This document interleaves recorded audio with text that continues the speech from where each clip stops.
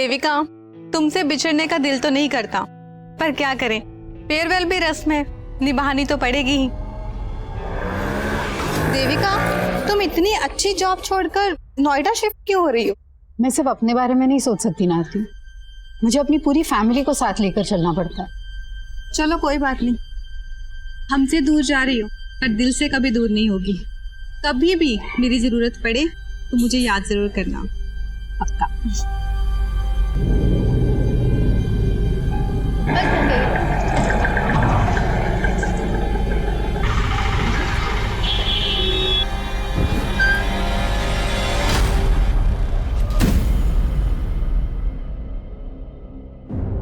रिया, ये क्या कर रही हो? सामान क्यों फाड़ रही हो? आपने मेरे सामान को हाथ में कैसे लगाया मम्मा? मुझे बच्ची समझा आपने? रिया, बिहेव। क्या बात है देविका, क्यों डांट रही हो बच्ची को? बच्ची? ये बोल रही है कि अब बच्ची नहीं रही। आप ज्यादा बोलो मत मम्मा, मुझे सिर्फ इतना बताओ मेरा नया डैडी कहाँ रखा है? रिया। अच्छा बेटा, नया टेडी वो तो ऊपर रखा हुआ है, जा ले ले जा। क्या बात है? अनीश, हम नोएडा तो शिफ्ट हो जाएंगे, but do you really feel Riya वहां ये बदतमीजी बंद कर देगी? क्यों, तुम्हें अपनी माँ और बहन पे भरोसा नहीं है?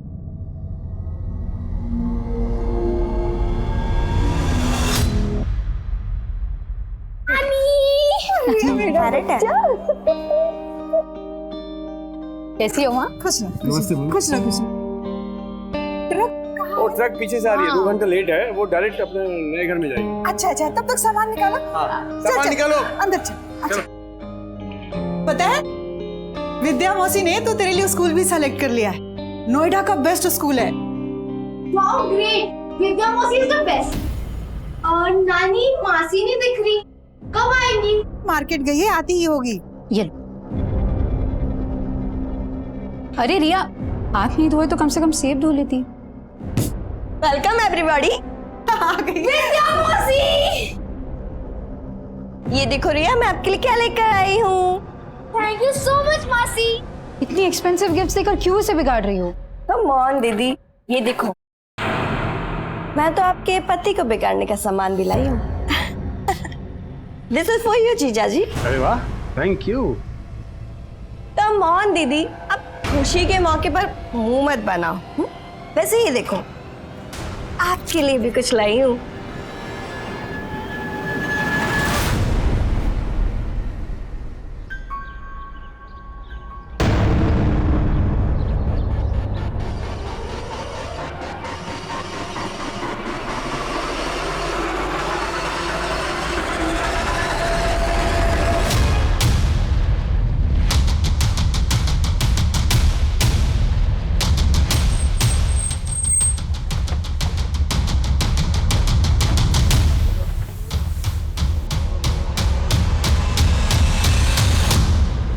विंडो खोलो, अरे दरवाजा खोलो, खोलो सर। तो गैस सिलेंडर का नॉब तो ऑन है, शायद गैस खत्म होने की वजह से दोनों बॉडीज पूरी तरह से जल नहीं पाई। बहुत ही ब्रूटल मर्डर्स है, दोनों के हाथ पैर बांधे गए। जिसने भी इन दोनों को जलाया होगा उसके दिल में इन दोनों के लिए बहुत ही गहरी नफरत रही होगी। इतनी गहरी नफरत कि उस नफरत की आग में दोनों को जलाकर स्वाह कर दिया।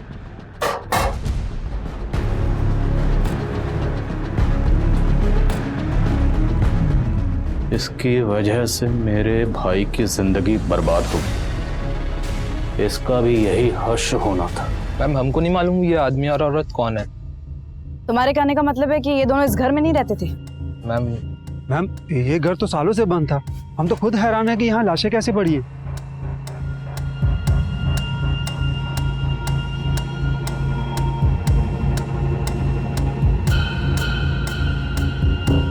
आप लोग बोल रहे हैं कि ये घर सालों से बंद है, लेकिन यहाँ का सामान देखकर तो ऐसा लग रहा है कि यहाँ सिर्फ आदमी औरत ही नहीं बल्कि कोई बच्चा भी रहता होगा। मैम, हमें इसके बारे में कुछ नहीं पता, और वैसे भी घर हमारी कॉलोनी से बहुत दूर है। अब यहाँ पे कौन आया, कब आया, कैसे आया, मैम इसके बारे में हमें कुछ भी नहीं पता। कमाल, पूरे मोहल्ले में कोई नहीं जानता यहाँ कौन रहता था? सर, मुझे तो लग रहा है ये लोग कुछ छुपा रहे हैं। तो पूरा मोहल्ला कुछ क्यों छुपाएगा?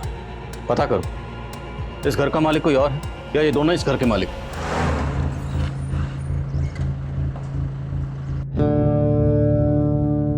सभी थानों में इंफॉर्मेशन भेज दी गई। आओ। सर ये नरेश सहगल ब्रोकर है, इसी ने वो घर किराए पे दिलवाया था। किसे दिलवाया था? सर वो एक सिंगल मदर थी सर, अपने इन्फेंट बच्ची के साथ आई थी सर। उस सिंगल मदर का कुछ नाम तो होगा? नाम सर, हाँ देविका जायसवाल सर। मैडम एक नंबर प्रॉपर्टी है ये, यहाँ इतना शांत माहौल कहीं और नहीं मिलेगा इस इलाके में, और फिर बच्चे के सोने उठने में कोई दिक्कत नहीं होगी यहाँ। सर देविका को वो मकान देखते ही पसंद आ गया था सर, और सर 3 महीने से अपनी बच्ची के साथ वहाँ रहने भी लगी थी। और मोहल्ले वाले तो बोलने वहाँ कोई नहीं रहता था। रेंट एग्रीमेंट है तुम्हारे पास? सर वो रेंट एग्रीमेंट होने ही वाला था सर, लेकिन मकान मालिक को टाइम ही नहीं मिल पा रहा था, इस वजह से। मकान मालिक कौन है? विक्रांत पाठक सर, दिल्ली में रहता है सर। उस मकान का पूरा जिम्मा उसने मेरे ही हाथ में सौंप रखा है, भले ही रेंट एग्रीमेंट ना हुआ हो सर, लेकिन देविका ने 11 महीने का एडवांस रेंट और डिपॉजिट का चेक मुझे दे दिया था सर, जिसमें से मैंने डिपॉजिट का चेक और 3 महीने का रेंट सर मकान मालिक के अकाउंट में जमा कर दिया सर। देखो ऐसा है, उस घर में हमें कोई बच्चा तो नहीं मिला, लेकिन एक आदमी और एक औरत की लाश। मामला सीरियस है, समझ रहे हो तुम? तो ये बताओ, देविका के साथ हमें जिस आदमी की लाश मिली वो आदमी कौन था, और उसका देविका के साथ क्या रिश्ता था? सर मुझे उसके बारे में कुछ भी नहीं मालूम सर, जब से मैंने देविका को पोजीशन दिया मैं वहाँ गया भी नहीं सर। देविका का फोन नंबर और एड्रेस बताओ। सर फोन नंबर दिया तो था उसने, लेकिन सर फोन फॉर्मेट हो गया। देविका ने जो रेंट के चेक्स दिए, तो चेक्स हैं तुम्हारे पास? हाँ सर ऑफिस में रखे हैं सर। हमें उनकी जेरॉक्स चाहिए। ठीक है sir. Pandey thank you sir. नजर रखो इस नरेश पे, और देविका के अकाउंट में जो परमानेंट एड्रेस है वो निकलो। सर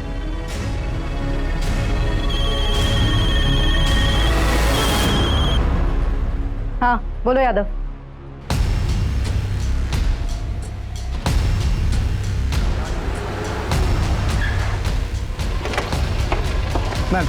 मैम ये केदार मिश्रा है, इसी इलाके का है। ये उस घर के बारे में कुछ बता रहा था जहाँ पे उस औरत और मर्द की लाशें मिली। मैम कुछ समय पहले जब मैं उस घर के पास से गुजर रहा था तो मैंने देखा कि उस घर के मालिक मिस्टर पाठक और कुछ लोग मिलकर उस घर के पीछे की तरफ गड्ढा खोदकर कुछ तो गाड़ रहे हैं। क्या गाड़ रहे? एक बड़ा सा मोटा सा बोरा था, उस बोरे में क्या था मुझे पता नहीं, लेकिन खून के धब्बे लगे हुए। उस घटना के बाद किसी को उस घर में देखा था? मतलब ये जो मर्द और औरत की लाश मिली है, क्या उनमें से किसी को देखा था? नहीं मैडम, मैंने उस घटना के बाद किसी को नहीं देखा। अब उस घर में कौन रहने आया, क्या हो रहा था, मुझे कुछ नहीं पता इसके बारे में।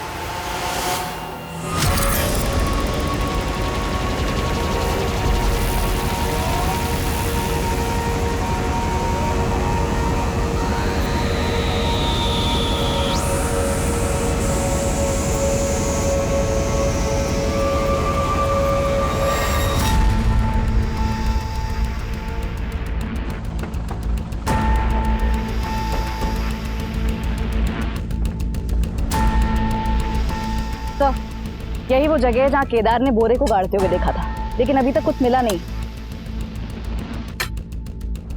तो ये केदार,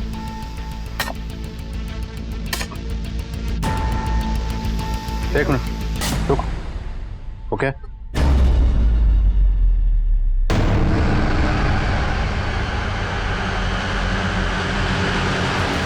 केदार, तूने तो कहा था या तूने मकान मालिक को बोरे में कुछ गाड़ते हुए देखा है? यहाँ से तो बच्चे की लाश मिली है। मैडम मैंने बहुत पहले देखा था। बोल क्या पता है तुझे? मैं सच बता रहा हूँ। ऐसे नहीं बोले। यादव थाने लेकर जाओ उसे, अच्छे से पूछताछ करो। नरेश ने बताया था कि उसने देविका को इस घर में एक बच्चे के साथ रहते हुए देखा था, और अब घर के पीछे ये बच्चे की लाश। तो लाश को देखकर लगता है जैसे इसे कल परसों दफनाया गया, क्योंकि लाश अभी सड़नी शुरू ही हुई है। सर केदार भी यही कह रहा है कि उसने मकान मालिक को यहाँ बोरे में कुछ गाड़ते हुए देखा था। ये चक्कर क्या है, कुछ समझ में नहीं आ रहा। इस चक्कर का जवाब मकान मालिक पाठक ही देगा। उठाओ उसे। उस घर का मालिक विक्रांत पाठक पुलिस के हाथ लगने से पहले ही फरार हो चुका था। विक्रांत पाठक मुझे जल्द से जल्द अंदर चाहिए। विक्रांत और नरेश, ये इन दोनों की मिलीभगत हो सकती है। नरेश पे भी नजर रखो। सर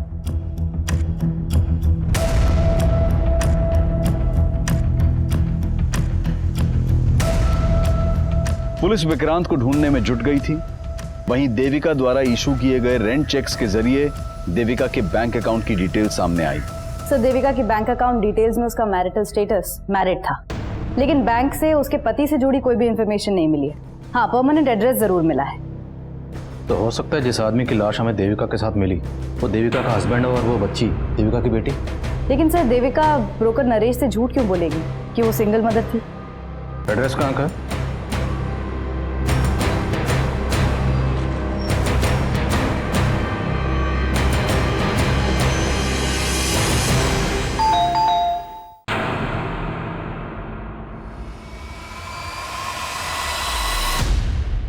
क्या? देविका की लाश? जी, सिर्फ देविका नहीं, उसके पति और बच्ची की लाश भी मिली। ये आप क्या कह रहे हो सर? कल रात ही तो मेरी बात हुई है देविका के पति और बेटी से, और वो लोग ही पास में ही रहते हैं। वो दोनों यहीं रहते हैं, तो देविका उस किराए के घर में क्यों रह रही थी? और वो बच्ची और आदमी कौन था जिसकी लाशें हमें मिली? मुझे ये सब नहीं मालूम। मैं खुद पिछले 2 साल से देविका को ढूंढ रही हूँ। 2 साल से ढूंढ रही? हाँ सर, 2 साल पहले देविका अपने पति और बेटी से झगड़ा करके मायके चली आई थी, और मनीष जब उसको लेने आया। ये कैसी बात कर रही हो तुम देविका? हाँ, मैं तो खुद तुम्हें लेने आया हूं यहाँ पर। ये सब करके तुम क्या जताना चाहते हो? कि तुम्हें मेरी जरूरत है? सच तो ये है कि तुम में से किसी को मेरी जरूरत नहीं। बेटा, ये क्या बोल रही है और कहाँ जा रही है तो? अपने मन की शांति ढूंढने। यहाँ से जाने के बाद देविका ने अपना नंबर बंद कर दिया। हमने ढूंढने की बहुत कोशिश, पर कुछ पता नहीं चला। देविका का पति और बच्ची यहाँ रहते हैं, वहाँ का एड्रेस दीजिए और फोन नंबर भी।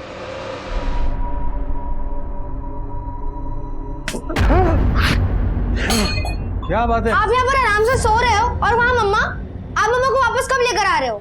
बेटा वो अब नहीं आएगी यहाँ। बताओ मम्मा क्यों नहीं आएगी? बताओ पापा, मम्मा वापस क्यों नहीं आएगी? शट अप यार। कब यहाँ पर थी तब तो उसकी परवाह नहीं की तुमने। अब मम्मी मम्मी करके मेरा कान खाती रहती है। जा अंदर जा, जा।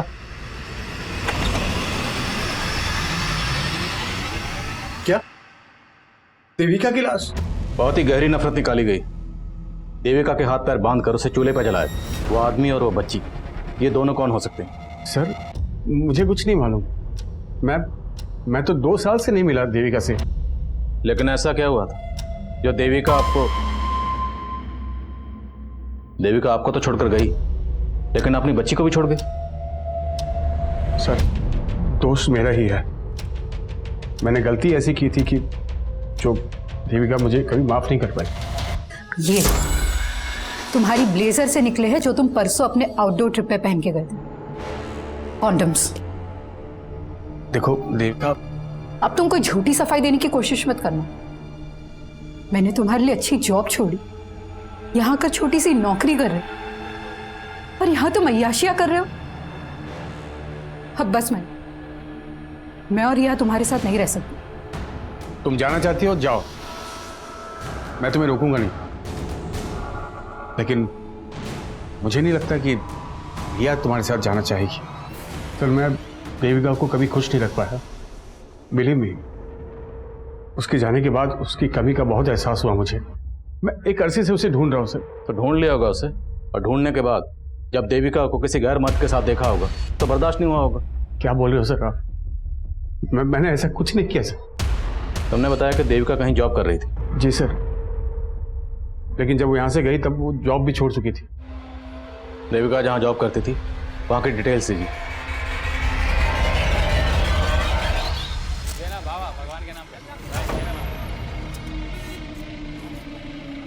Keep the change. सेठ, भगवान के नाम पे कुछ दो ना सेठ।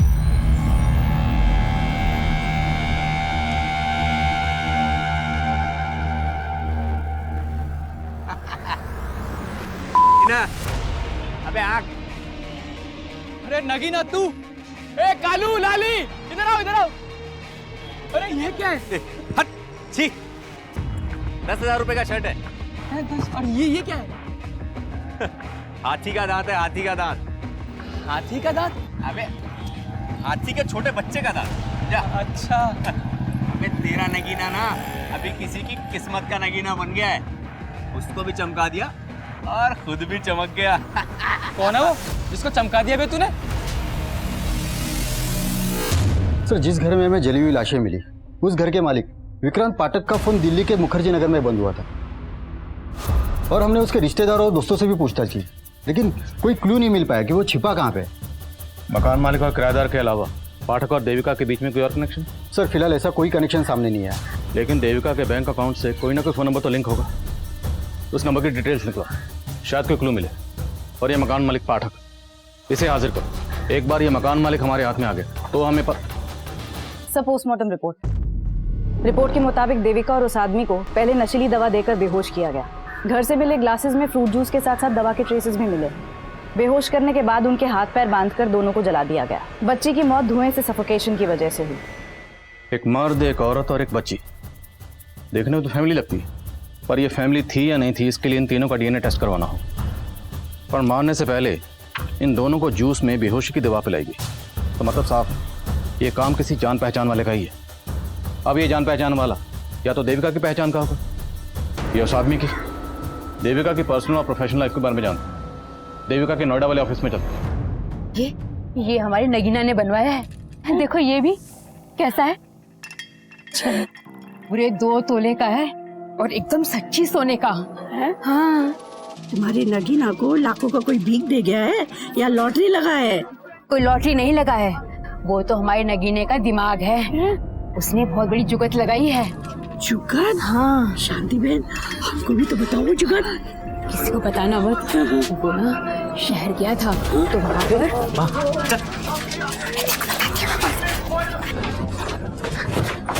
ये क्या बेवकूफी कर रही है? किसी को पता चल गया तो कितना बड़ा आफत आ जाएगा, तेरे को मालूम है क्या?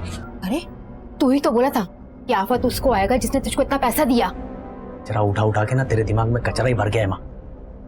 भी अपना मुंह बंद रख, समझी? जो मैं बोलता हूँ वही कर।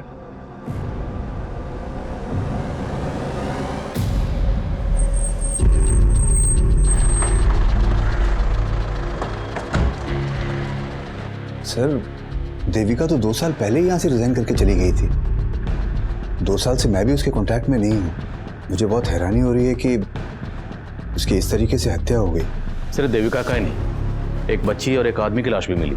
क्या देविका का यहाँ किसी के साथ अफेयर था? मैम, देविका का किसी से अफेयर हो ही नहीं सकता। वो तो खुद अपने पति से परेशान रहती थी। उसने तुम्हें अपने पति के बारे में कुछ बताया था? देविका का पति गोरखपुर में एक सेल्समैन की नौकरी करता था और 3 साल पहले वो नोएडा में शिफ्ट हुए थे, पर देविका उनके साथ नहीं आना चाहती थी। क्यों? क्योंकि देविका बहुत ही क्वालिफाइड थी मैम, और वो गोरखपुर में एक एरोस्ट्रेस इंस्टीट्यूट में ग्रूमिंग इंस्ट्रक्टर का जॉब करती थी। लेकिन फैमिली के लिए वो यहाँ आ गई और रिसेप्शनिस्ट का जॉब कर रही थी। लेकिन इतने सब सैक्रिफाइस के बाद भी ना उसका पति उसे इम्पोर्टेंस देता था और ना उसकी बेटी उसे समझती थी।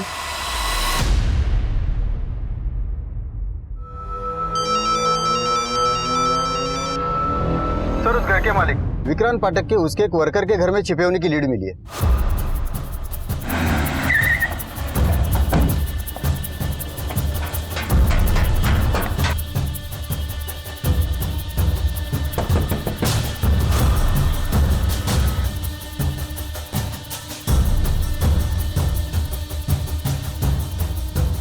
साहब, देविका और उसके बच्चे से मैं आज तक नहीं मिला, और फिर अपने किराएदार को मरवा के क्या मिलेगा मुझे? एक चश्मदीद ने उसी घर के पिछले हिस्से में तुझे गड्ढा खोदते हुए देखा। वो तो 3 महीने पुरानी बात है साहब। 3 महीने पहले? तो 3 महीने पहले भी किसी को मारा था? नहीं साहब, किसी इंसान को नहीं। मैंने गड्ढे में अपना मरा हुआ कुत्ता गाड़ा था। कुत्ता? हाँ साहब, वो घर ही मनहूस है साहब। मुझे सस्ता मिला तो मैंने ले तो लिया, इन्वेस्ट कर दिया। सोचा था चलो कम से कम किराया तो आएगा, लेकिन दक्षिण दिशा में मुंह होने के कारण कोई भी किराएदार नहीं आ रहा था। उसके बाद मुझे एक बाबा मिले। उन्होंने सुझाव दिया कि अगर घर की मनहूसियत खत्म करनी है तो अपने किसी वफादार जानवर की बलि देनी होगी। इसलिए उनकी बात मान के मैंने तंत्र पूजा की और अपने वफादार कुत्ते की बलि दे दी और उसको गड्ढे में गाड़ दिया साहब। मैंने सिर्फ अपने कुत्ते की बलि दी थी, मैंने किसी इंसान को नहीं मारा साहब।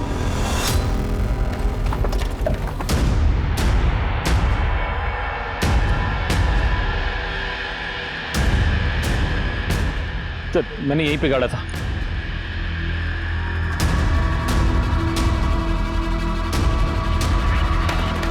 सर, यही है सर, कुत्ते की हड्डी देखिए।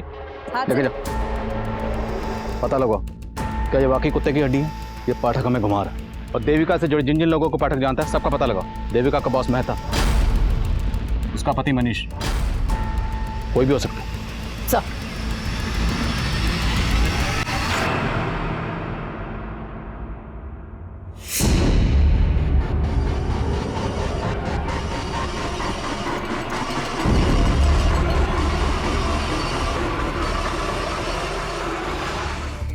क्या कर रही है? क्या कर रही तू? आपने मारा ना मेरी मम्मी को, इसलिए उस दिन बोल रहे थे ना कि मम्मा वापस नहीं आएगी। तू आपको मैं छोड़ूंगी नहीं। रिया! आपके सामने आपको एक्सपोज कर दूंगी। खोलो पापा, यू आर अ किलर। यहीं अंदर पड़ी रह तू। चुप कर, एकदम चुप चुप।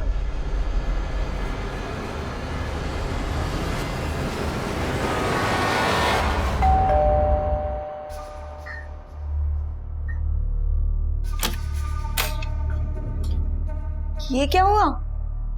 खोलो पापा। और ये रिया क्यों चिल्ला रही है? क्या बताओ विद्या? तुम परेशान मत हो, मैं हैंडल करती हूँ। रिया? लेकिन हाँ सर, मनीष का एक छोटा भाई है नीरज, और घर की दीवार पे भी लिखा हुआ था। तो ये मनीष का छोटा भाई नीरज गायब है? गायब तो नहीं है सर। सर एक मिनट सर, देविका के कॉल रिकॉर्ड में एक नंबर नीरज नाम के लड़के का भी है। ये देखिए, नीरज जायसवाल। मैंने इस नीरज को कॉल भी किया था, लेकिन इसने उठाया नहीं। तो तुम उठाओ इस नीरज जायसवाल। सर वैसे मैं हर साल एक नई और महंगी गाड़ी लेता हूं। तुम्हारी इस पुरानी गाड़ी का ये नंबर प्लेट मुझे बहुत पसंद आया। कितना लेगा? क्या ये नंबर प्लेट का? अरे नंबर प्लेट का नहीं भाई, पूरी गाड़ी का। आपके लिए 3 लाख रुपए। अच्छा अच्छा ठीक है।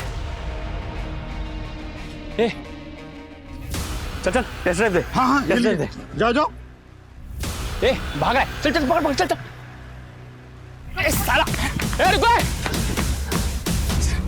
साला फिर भाग गया। इस बार हाथ लगा ना, साले की सारी रईसी निकाल दूंगा। आओ, मनीष के छोटे भाई नीरज नहीं अपनी भाभी को बेहोश किया, हाथ पैर बांधे और फिर जलाकर मार दिया। उसके बाद दीवार पर लिख कर गया। सर मैंने कुछ नहीं लिखा सर, लिखा तो उन्होंने मेरी किस्मत में कि मैं उनका भाई हूँ। किसने? तेरे भाई ने? ये सब तेरे भाई मनीष ने किया? कर भी सकता है सर, उन्हें सिर्फ भाभी से नहीं मुझसे भी प्रॉब्लम थी, सिर्फ इसलिए क्योंकि मैं भाभी की बात समझता था। तंग आ गई थी भाभी मेरे भाई से।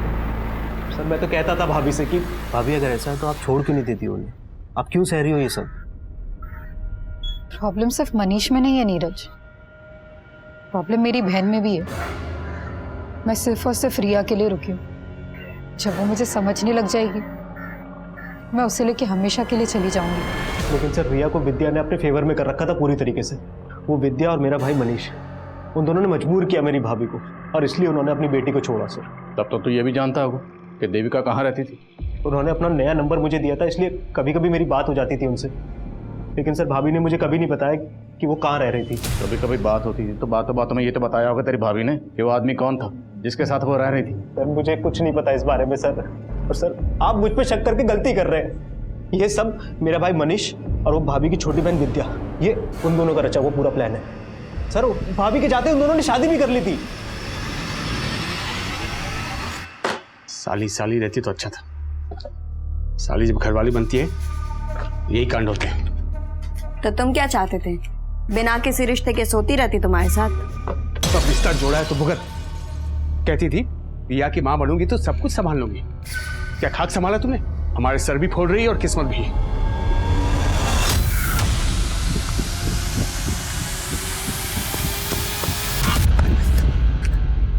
नहीं सर उस मनुष्य और विद्या को उठा के लाए। बिठा दो। जैन सर। जी सर। ठीक है सर, मैं अपडेट करता हूँ आपको। सर, देविका के कॉल रिकॉर्ड्स में एक ऐसा नंबर मिला है जो कंटिन्यूसली स्विच ऑफ जा रहा है। किसका नंबर है ये? सुरेश तिवारी। इसका फोन हत्या वाली रात उस घर के एरिया में बंद हुआ जहां से लाशें मिली थी। नंबर कहाँ का है? मेरठ। तुरंत मेरठ निकल, उठाओ इसे।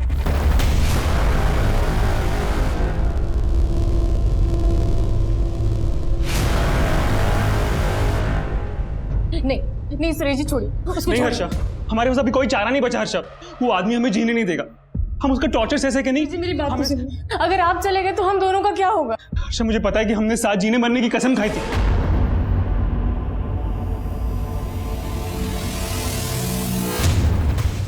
सर आप ऐसे कैसे हमें उठा कर ले आए? जैसे तू लेकर आया अपनी साली को अपनी जिंदगी में। जीजा साली से बन गए मियां बीवी, फिर आखिर ऐसा क्या हुआ कि नौबत एक दूसरे का सर फोड़ने तक आ गई?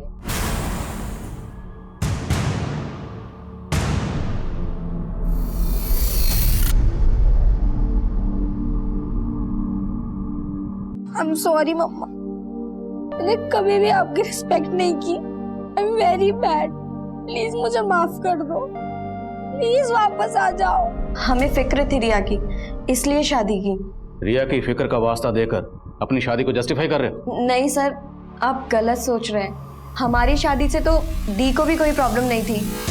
देखो अब मैं तुम दोनों के बीच में पिसना नहीं चाहती और ना ही तमाशा करके घर की इज्जत पे आंच आने देना चाहती।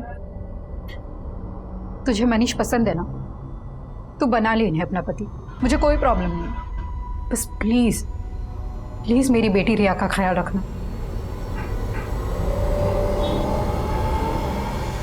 और अचानक से खुद से कहीं चली गई? अचानक से चली गई या तुम दोनों ने इसे जाने के लिए मजबूर कर दी? सर हम मानते हैं कि हमसे भूल जरूर हुई है, और इस आदमी से शादी करके तो मैं भी दीदी की तरह पछता रही हूँ। पर पछता तो मैं रहा हूं सर इससे शादी करके, और रिया भी तुम्हें मां बनाए कभी खुश नहीं रही। इसने हम सबकी जिंदगी बर्बाद कर दी सर। जिंदगी तो तुमने हमारी बर्बाद की। चुप, जिस कांड के बारे में पूछ रहा हूं ना उसके बारे में बात करो। कैसा कांड सर? मैंने कोई कांड नहीं किया सर, मैं तो रिया की खुशी के लिए जेन्युइनली देविका को ढूंढ रहा था। तुम देविका को ढूंढ रहे थे और तुम्हारा छोटा भाई नीरज और लगातार देविका के टच में था। क्या? तेरी नौटंकी तेरे घर पे देख चुका हूं। बोल, तेरी बीवी देविका के साथ जो आदमी रहता था वो कौन था, और वो बच्ची कौन थी जिसकी लाश हमें मिली? उन दोनों का देविका के साथ क्या ताल्लुक था? क्यों मारा उन दोनों को? क्या आदमी, कौन आदमी, आप क्या बोल रहे सर? मैं किसी आदमी को नहीं जानता, और मुझे तो अभी मालूम पड़ा कि मेरा भाई नीरज देविका के टच में था। हाँ सर, ये सच बोल रहे हैं, हम लोगों को इस बारे में कुछ नहीं मालूम था।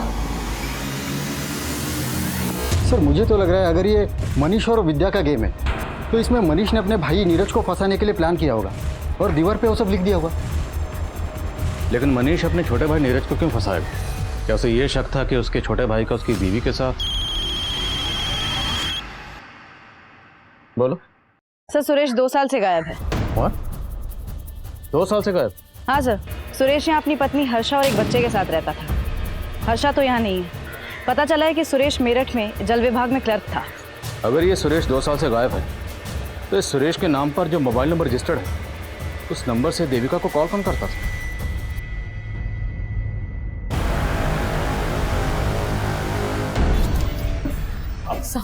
आप फिर से आ गई?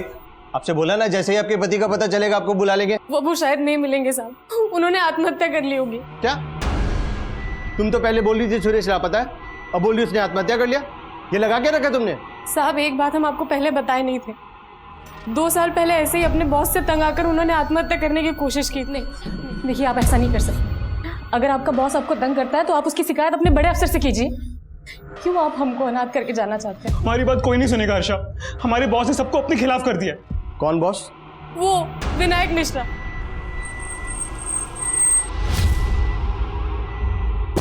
हाँ मैडम, सुरेश यहाँ मेरे अंडर में ही काम करता था, लेकिन 2 साल पहले वो अचानक से गायब हो गया। गायब हो गया? कहाँ गायब हो गया? दरअसल सुरेश 1 नंबर का करप्ट आदमी था, रिश्वत ले लेके उसने बहुत गबन की और मुझे तो लगता है वो इसीलिए गायब हुआ है। एक तरफ सुरेश तिवारी का बॉस विनायक मिश्रा पुलिस को यह बता रहा था कि सुरेश जल विभाग में गबन करके पिछले 2 साल से गायब हुआ था, वहीं दूसरी तरफ सुरेश की बीवी हर्षा ने एक दूसरे पुलिस स्टेशन में सुरेश की मिसिंग रिपोर्ट फाइल की थी और वो ये कह रही थी कि सुरेश ने आत्महत्या कर ली होगी। जल्द ही ये जानकारियां दोनों पुलिस स्टेशन के बीच साझा हो गई और सुरेश की बीवी को उस आदमी की लाश की शिनाख्त के लिए बुलाया गया जो विक्रांत पाठक के घर में एक महिला और बच्चे की लाश के साथ मिली थी। तो आप कह रही हैं कि ये लाश सुरेश की, लेकिन जहां आपने इसकी मिसिंग कंप्लेंट फाइल की थी वहां आपने ये भी कहा था कि सुरेश ने आत्महत्या की होगी। तो अगर सुरेश ने आत्महत्या की थी तो ये लाश सुरेश की कैसे हो सकती है? हम अपने पति की लाश को पहचानने में धोखा नहीं खा सकते। पर विनायक तो ये कह रहा है कि सुरेश गबन और रिश्वत लेकर भागा। झूठ बोल रहा है वो, वही फंसा रहा था सुरेश जी को। एक काम ढंग से होता नहीं तुमसे। सर पर हमारी गलती क्या है तो बताइए। विनायक बहुत नीचा दिखाता था सुरेश जी को, सारे स्टाफ के बीच में डांट देता। साहब विनायक इसी ताक में रहता था कि कब वो सुरेश जी को काम से निकलवा दे और अपने एक रिश्तेदार को रख ले। और साहब सुरेश जी से एक गलती भी हो गई थी, उसी का फायदा उठा के उनके ऊपर रिश्वत लेने का और गबन का इल्जाम लगा दी। तो सुरेश से आखिर ऐसी क्या गलती हुई थी? साहब इन्होंने आत्महत्या तो नहीं की थी, लेकिन उससे पहले विनायक को एक सुसाइड लेटर मेल कर दिया था। मैडम वो कुछ मरना वरना नहीं चाहता था, वो मुझको ब्लैकमेल करना चाहता था, वो ईमेल करके। मैं अपने बॉस विनायक की वजह से आत्महत्या कर रहा हूँ? मेरी मौत का जिम्मेदार मेरा बॉस विनायक है। मैडम उसका ईमेल पढ़ के मैं बहुत डर गया था और अगले पल देखा वो ऑफिस में था। तुमने ईमेल के बारे में पहले क्यों नहीं बताया? मैडम जब से पता लगा वो गायब हो गया है, मुझे डर था कि वो ईमेल किसी के हाथ ना लग जाए। डर इसलिए गए थे क्योंकि उसकी हत्या में तुम्हारा हाथ है। मैडम मैं सच कह, उसके साथ एक औरत देविका का भी मर्डर हुआ और इसकी बच्ची का भी। तुमने ही किया है ना? मैडम मैं सच कह रहा हूँ, मैं इनको जानता भी नहीं हूँ। आप कह रही हैं कि आप इस देविका को नहीं जानते, पर यह दावा कर रही हैं कि इस देविका के साथ हमें जिस आदमी की लाश मिली वो आपके पति सुरेश की लाश। तो अचानक 2 साल बाद आप अपने पति की आत्महत्या की खबर देने पुलिस स्टेशन क्यों गए? क्योंकि 2 साल से सुरेश जी हमारे संपर्क में थे। वो भागे जरूर थे 2 साल पहले विनायक से डर के, लेकिन बीच बीच में चोरी छिपे हमसे मिलने आया करते थे। फिर अचानक से उन्होंने घर आना बंद कर दिया। उन्होंने जो नया नंबर लिया था वो भी बंद आने लगा। बस इतना पता था कि वो यहाँ शहर में कहीं रहते हैं, तो इसलिए उन्हें ढूंढने आ गए। और जब वो नहीं मिले तो उनकी मिसिंग कंप्लेंट लिखा दी हमने। आपके सुरेश जी ने शायद घर आना इसलिए बंद कर दिया होगा क्योंकि सुरेश ने दूसरा घर बसा लिया था इस देविका के साथ। क्या बात कर रहे हैं साहब आप? वो सपने में भी हमें धोखा देने की नहीं सोच सकते।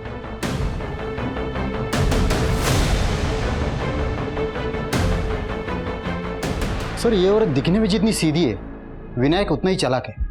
पहले ये केस देविका से कनेक्टेड लग रहा था, लेकिन अब लग रहा है कि ये केस इस सुरेश से भी कनेक्टेड है। सर मैंने चेक किया, सुरेश का बैंक अकाउंट उसी बैंक में था जिसमें देविका का था। इनफैक्ट सुरेश ने एज अ गारंटर किसी नगीना नाम के आदमी का बैंक अकाउंट भी उसी बैंक में खुलवाया था। इस नगीना का इन कत्ल से क्या ताल्लुक है? तो नगीना एक भिखारी था। अचानक से उसके बैंक अकाउंट में बहुत सारे पैसे आ गए थे और 1 हफ्ते पहले उसका मर्डर हो गया। वो लोग भी हैरान थे कि अचानक एक भिखारी के पास इतने पैसे कहाँ से आ गए। और जब उसके बैंक अकाउंट होने की बात पता चली तो उन्होंने मुझे कांटेक्ट किया। लेकिन इस नगीना का मर्डर किसने किया? सर विनोद नगर पुलिस को भोलू और कालू नाम के आदमियों पर शक है। ये नगीना के साथ भीख मांगते थे। लेकिन सुरेश एक भिखारी का बैंक अकाउंट खुलवाने के लिए उसका गारंटर क्यों बनेगा? और भिखारी के अकाउंट में इतने सारे पैसे और दोनों का मर्डर भी हो जाता है। इस नगीना का कोई जान पहचान का है? कोई रिश्तेदार कोई भी? नगीना की माँ शांति कचरा बीनने का काम करती है। साहब हमारे नगीना को भोला और कालू ने मारा और अब हमें यहाँ ले आए। तो मैं इसलिए लेकर आए कि तुम्हारे बेटे के पास इतने पैसे कहाँ से है जो बैंक में अकाउंट खोला, और पहले उसके अकाउंट में लाखों रुपए रहते थे, अब 1 पैसा नहीं। कहाँ गए? बोलो। साहब वो सारा पैसा निकालकर घर में छिपा दिया था। और पैसे आए कहाँ से थे? वो एक आदमी ने उसे दिया था और उसका खाता भी खुलवाया था साहब। ये था वो आदमी? नहीं साहब, हम नहीं जानते कि वो कौन था। हमारा बेटा ही मिला था उससे।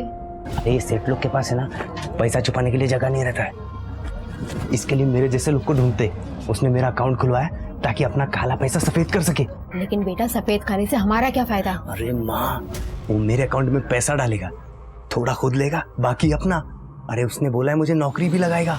नगीना का किस्मत बदल गया था, तभी भोला और कालू से चिढ़ते थे, इसीलिए मार डाला उसको। अब आप हमें छोड़ दीजिए और उनको पकड़िए। सर अगर हम नगीना की माँ का भरोसा कर भी ले तो सवाल ये उठता है कि सुरेश नगीना को इतने पैसे दे कैसे सकता है? कहीं उसके रिश्वत और गबन के पैसों की कहानी तो नहीं?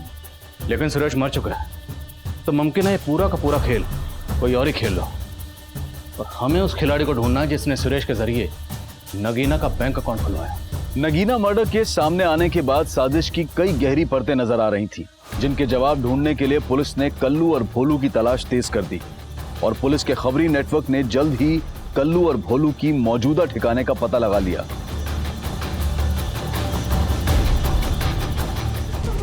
तब हमने नगीना को पैसों के लालच में नहीं मारा, वो कभी ना लाली को अपने साथ लेके चला गया।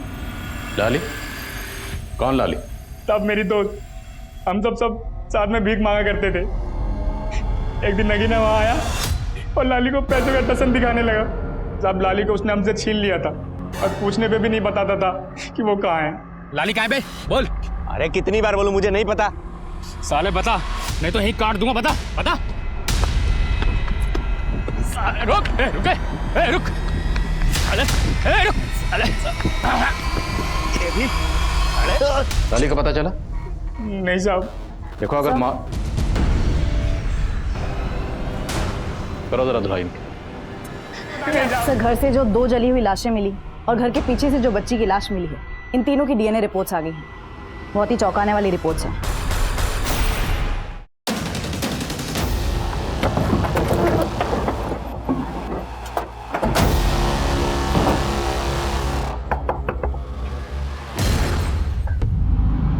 हमसे दूर जा रही हो पर दिल से कभी दूर नहीं होगी।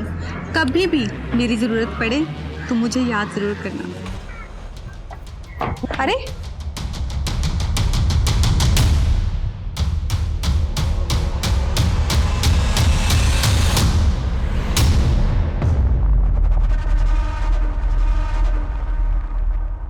रिपोर्ट से पता चलता है कि बच्ची का डीएनए सुरेश के डीएनए से तो मैच करता है, पर देविका से नहीं। इसका मतलब वो डेड बॉडी देविका की नहीं है। मतलब ये सारा का सारा गेम देविका। नजरें मत झुकाओ, जो किया वो क्यों किया ये बताओ। मैं तो बस शांति की जिंदगी जीना चाहती थी, पति और बेटी का प्यार चाहती थी, लेकिन किसी ने मुझे नहीं समझा। मैं सबसे तंग आकर चली गई थी। कोई अच्छी सी नौकरी ढूंढ के सेल्फ डिपेंडेंट बनना चाहती थी। और फिर एक दिन जॉब ढूंढते ढूंढते मेरी मुलाकात सुरेश से हुई। हम अच्छे दोस्त बन गए, साथ रहने लगे। लेकिन इसके बारे में मैंने अपने घर वाले से कुछ नहीं कहा। और तुम्हारा देवर नीरज, वो तो लगातार तुम्हारे टच में था। मैं उसके कांटेक्ट में थी, लेकिन सिर्फ इसलिए क्योंकि मैं जानना चाहती थी कि वहां क्या हो रहा था। और जब पता चला कि मनीष ने सच में विद्या से शादी कर ली, तो मैंने भी सुरेश से शादी कर ली। मैं एयर होस्टेसेस को ग्रूमिंग करने के लिए ऑनलाइन टीचिंग का जॉब कर रही थी। अच्छे खासे पैसे भी कमा लेती थी। लेकिन सुरेश कुछ नहीं कर पा रहा था। उल्टा वो तो मुझसे पैसे लेकर अपनी बीवी को भेजता था। इसलिए उसे छोड़कर अपनी बेटी के साथ उस घर में रहने चली गई। लेकिन वो मुझे ढूंढता हुआ वहां भी आ गया और कहने लगा, देविका ये बेटी मेरी भी है। ये हमारे प्यार की निशानी है देविका। और मैं उस हर्षा से नहीं, मैं सिर्फ तुमसे प्यार करता हूँ। तुम ये सोचो कि मैंने उस हर्षा को छोड़ दिया है। मैंने फिर सुरेश को एक मौका दिया, लेकिन अभी भी उसकी नीयत मेरी कमाई पर ही थी। तुम टेंशन मत लो हर्षा, मैंने सब सेट कर दिया। बस कुछ ही दिनों की बात है, फिर हम वापस साथ रहेंगे। मुझे शक होने लगा कि वो मेरे साथ बहुत बड़ा गेम खेल रहा है। और उस दिन से मैंने उस पर नजर रखना शुरू किया। फिर एक दिन मैंने उसको एक भिखारी के साथ देखा। उसका हूबहू हुलिया अपने जैसा बनवा दिया। मैं उसका सारा प्लान समझ गई थी। वो उस भिखारी को मार के ये साबित करना चाहता था कि वो मेरे साथ मारा गया। सुरेश नगीना को मारना चाहता था? जी सर, पर मैंने उसका ही प्लान उस पर उल्टा चल दिया। फिर मैंने नगीना को पैसे का लालच देकर अपनी कदकाठी की लड़की का इंतजाम करने के लिए कहा। और नगीना भिखारन लाली को तुम्हारे पास लेकर आया। जी आपने अपना नाम नहीं बताया? जी मेरा नाम लालिमा। अच्छा, तुम नहीं ले रही हो? नहीं, मैंने अभी खाना खाया। लालिमा पियो ना।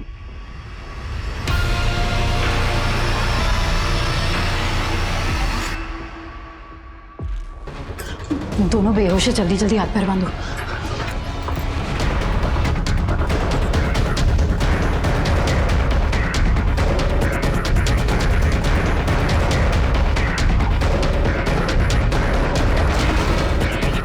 हमने उन्हें तो मार दिया, लेकिन मुझे नहीं पता था कि उस धुएं में मेरी बेटी। सब मैं अपनी बेटी को नहीं मारना चाहती थी, लेकिन वो। पर तुमने दीवार पर वो सब क्यों लिखा था?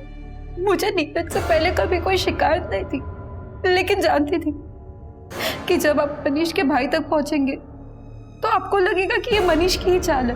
और मैं मनीष को फंसाना चाहती थी, उसे बर्बाद करना चाहती थी। आज सिर्फ और सिर्फ उसी की वजह से मेरी जिंदगी बर्बाद हो गई। तुम्हारी जिंदगी खुद तुम्हारी वजह से बर्बाद हुई।